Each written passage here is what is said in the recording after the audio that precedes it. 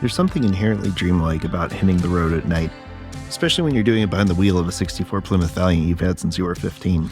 This April marks 25 years that I've had the Flying Valiant, and I can think of few things better to do to celebrate that event than to join my brother in driving to Daytona Beach to participate in a Herbie the Love Bug gathering to celebrate the 53rd anniversary of the original release of Herbie the Love Bug, a vehicle that was extremely instrumental in influencing my brother and I in our love of cars, and has more than a few nods hidden within the building of the Flying Valiant. The reason we hit the road at night was because I had just completely disassembled the steering assembly, and the last time I had tried to drive the car any decent distance, it had tried to kill me. So we decided to take the back roads, drive nice and slow, and get a hotel room for the night. So that way, if something did go wrong, it was a short Uber drive to the Tanger outlets where the show was going to be, and AAA could tow the Valiant home. Fortunately, we made it in one piece and had just enough time left over to hit the local Walmarts in Ormond Beach before they closed for the night. And we were rewarded by full pegs, which is something we had not seen in a very long time, and particularly some Matchbox cars that I had been very much looking forward to finding. More on them in a little bit. After a good night's rest, we went over bright and early to Tanger Outlets to sign in so Justin could get his briefing on judging the car show, and I could park the Valiant with the non-Herbie vehicles, which at that point were all Volkswagens. They all gathered in awe to admire my water-cooled system and the engine in the wrong part of the car. As fate would have it, I actually ended up parked next to a VW Thing that also had a Mopar paint color. His was Limelight and mine is Basin Street Blue. I knew I was on a singular mission at that point, though, and made my way over to the half-dozen vendor booths that showed up for the event. There was a decent amount of diecasts, but one booth in particular had a lot of cool stuff, including the Brendan Batusky designed Herbie the Love Bug monster truck that is so incredibly hard to find. He had one of them, and he gave it to me for a price that I would not believe. And I'm glad that I was the early bird, because by the time I was paying for it, other people had walked up and were asking for that vehicle specifically, and one even tried to buy it out from under me. But it worked out, and I checked one of the 3 big things that I hope to accomplish off of this list, besides spending some quality time with my brother. Again, as fate would have it, I can't think of a better name for a gentleman to host a Herbie the Love Bug reunion than a man named Gail Love, and that's exactly who hosted the event. Gail is a bit of a legend in the Herbie replica community. He hosted the 50th anniversary gathering of Herbies, and it turned this 53rd anniversary into a 4-day-long event that was even bigger than the 50th. We knew rain was going to come in the afternoon, so we all had our eye in the sky, waiting for the inevitable Florida rain that was going to fall.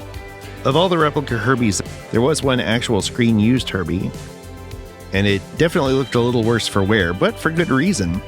This vehicle was used in Herbie the Love Bug and Herbie Rides Again, and in Herbie Rides Again, it was disguised to look like a junk vehicle in the climax of the movie where Herbie calls on the other Volkswagens in San Francisco to save the day from Mr. Hawk. It was a stunt vehicle used in the first movie, and they roughed it up even more to be used in the second. And long story short, somebody found it, started taking the paint off, realized that this was a Herbie under here, and it's been preserved in its original condition, which I think is very cool. There was also a very good replica of the Lindsay Lohan Herbie Fully Loaded NASCAR vehicle, as well as several very clever takes on the Herbie theme. Justin definitely had his work cut out for him. Also joining us at the event was Joaquin Garay III. He's an actor and comedian from a long line of actors and creators. And in this circle in particular, he is best known for playing the role of Paco in the 1980 movie Herbie Goes Bananas. As a kid, this was my favorite Herbie movie because it was the only of the 4 original Herbie movies to feature a child of any kind. So, as a kid, I loved the idea of there being a chance to hang out with Herbie and ride around with him, and Paco seemed like a cool kid, so he was my pretend friend for a while. So it was this weird full circle moment when I found him walking around and taking pictures of my car, and I walked over to say hi, and he said, "Hey, that's a really cool car." And turns out he's a bit of a gearhead too. He's got a 300 plus horsepower Mazda RX-7 he calls the Beast. And we talked about that for a little bit, and we talked about my car. And he's had his car for a long time as well.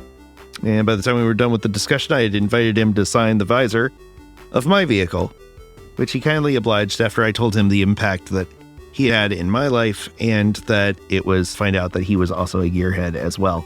Some unexpected changes in our family schedule meant that Carol and Tracy and my mom were able to come out and join us.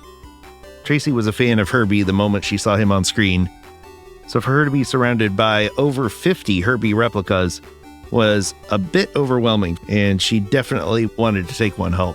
What do you think, Tracy? I wish I had one. Uh-oh. You want a Herbie? Well, maybe someday we can have a Herbie. Okay,